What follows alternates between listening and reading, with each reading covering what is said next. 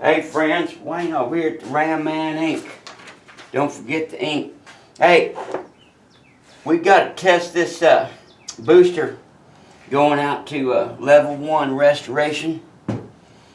Folks do some high-end cars up there in Colorado.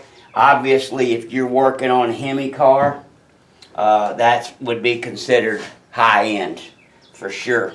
Let's check this booster, see how it works.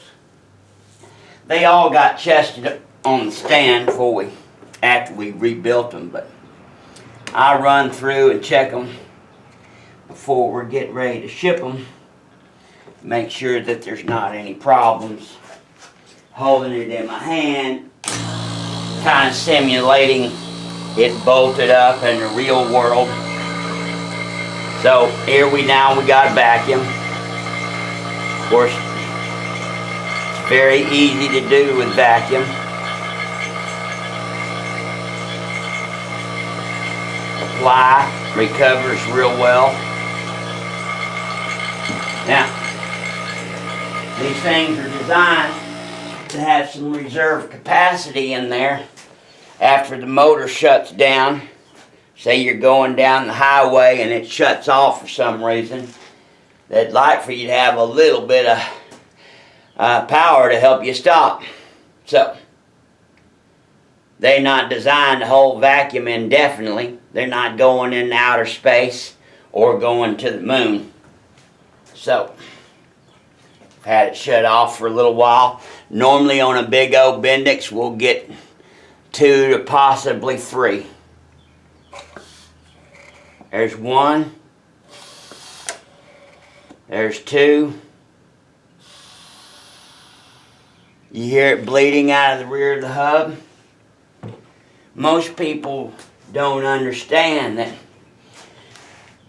brake boosters intake air through the rear hub. That's what compensates as the diaphragm is moving forward. Here, we'll do that again.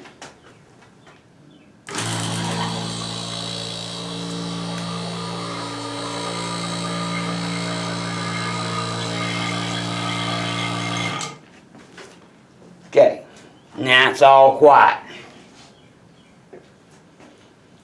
And we've shut the vacuum off. Now, listen. There's 1. Did you hear it breathe? There you go.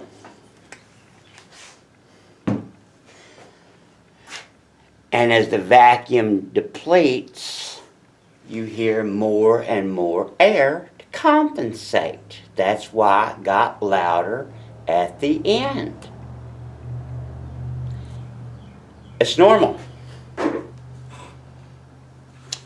Hope this helps you guys. Level 1, Hemi's coming back to you. God bless you. God bless America. And happy Moparing.